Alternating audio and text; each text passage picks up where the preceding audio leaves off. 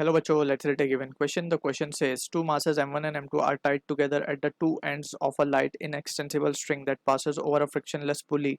When the mass m2 is twice that of m1, the acceleration of the system is a1. When the mass m2 is thrice that of m1, the acceleration of the system is a2. The ratio of a1 by a2 will be option A 1 by 3, option B 2 by 3, option C 3 by 2, option D 1 by 2.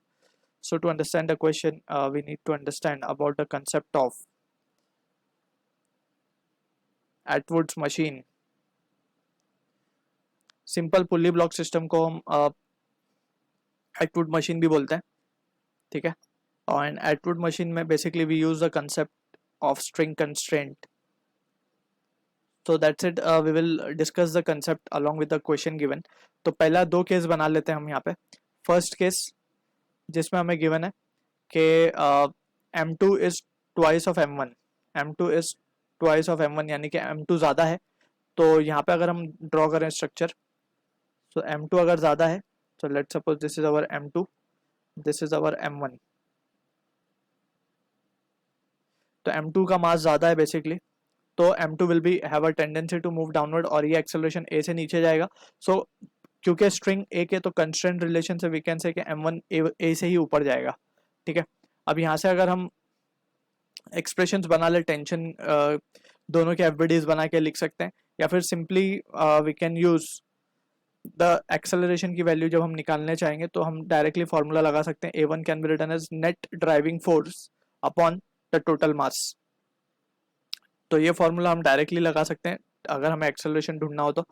No need to draw FBDs for separate bodies. तो directly F net force क्या होगा, अगर हम देख सकते हैं net force will be m2 नीचे की तरफ है, m2 minus m1 into g. Net driving force will be this divided by total mass will be m2 plus m1, ठीक है ना. अब m2 हमारे पास ट्वाइस ऑफ m1 है, तो 2m1 माइनस m1 इंटू जी अपॉन ये हो जाएगा 3m1 टोटल, राइट. सो यहाँ से फाइनली हम देख सकते हैं कि क्या आएगा एक्सप्रेशन, m1g अपॉन 3m1. सो m1 कैंसिल हो जाएगा तो g/3. सो सिंपल g/3 हमें मिल गया फर्स्ट केस का एक्सेलरेशन a1. हम इसको एफबीडी से भी चेक कर सकते हैं, तो हमें रिजल्ट यही मिलेगा, ठीक है ना. सो नेट ड्राइविंग फोर्स हमें लिखनी होती है, ड्राइविंग जो ड्राइव कर रही है, बेसिकली कौन ड्राइव करवा रहा है, ग्रेविटी ड्राइव करवा रही है. सो m2g नीचे की तरफ आ रहा है और m1g ऊपर की तरफ जा रहा है. यहाँ पे हम मेंशन भी कर देंगे it is driving force we need to take, ठीक है, नेट ड्राइविंग फोर्स. अब यहाँ पे सिमिलरली दूसरा केस हम डिस्कस कर लेते हैं. दूसरे केस में कुछ थोड़ी सी कंडीशन चेंज है. दूसरे केस में बोला व्हेन m2 इज थ्राइस, तो m2 will B 3 times of m1, ये कंडीशन है बस. अगेन अब a2 को हम डायरेक्टली बना रहे हैं यहाँ पे, या पहले कंडीशन से बना लेते हैं. अब अगेन कंडीशन तो यही है कि m1 अभी भी कम है, m2 अभी भी ज़्यादा है.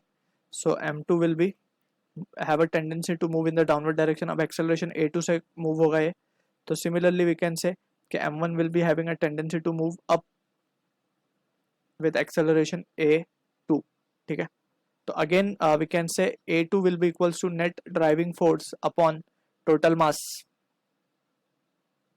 तो सिंपल हम देख सकते हैं, अगेन हम क्या लिखेंगे, net driving force will be m2 minus m1 into g, total mass will be m2 plus m1, ठीक है ना. अब यहाँ पे m2 जो है हमारे पास 2m1 गिवन है, सॉरी 3m1 गिवन है, minus m1 into g divided by ये हो जाएगा 3 प्लस 1 4, राइट. m2 3 है तो 4 m1 आ जाएगा. अब यहाँ से अगर हम ऊपर देखें so it will be 2m1g upon 4m1g. तो m1 m1 तो कैंसिल हो जाएगा, और ऊपर है 2 नीचे है 4, तो 1/2, तो यानी कि g/2 आ जाएगा, ठीक है. अब जस्ट हमें क्या करना है, रेशियो लेना है. Therefore finally we can say a1 upon a2 will be a1 g/3 है, और ये मिला g/2, सो ये हो जाएगा 2/3. So this is the answer for the question जो कि मैच होगा ऑप्शन बी के साथ. I hope you understood the solution. All the best.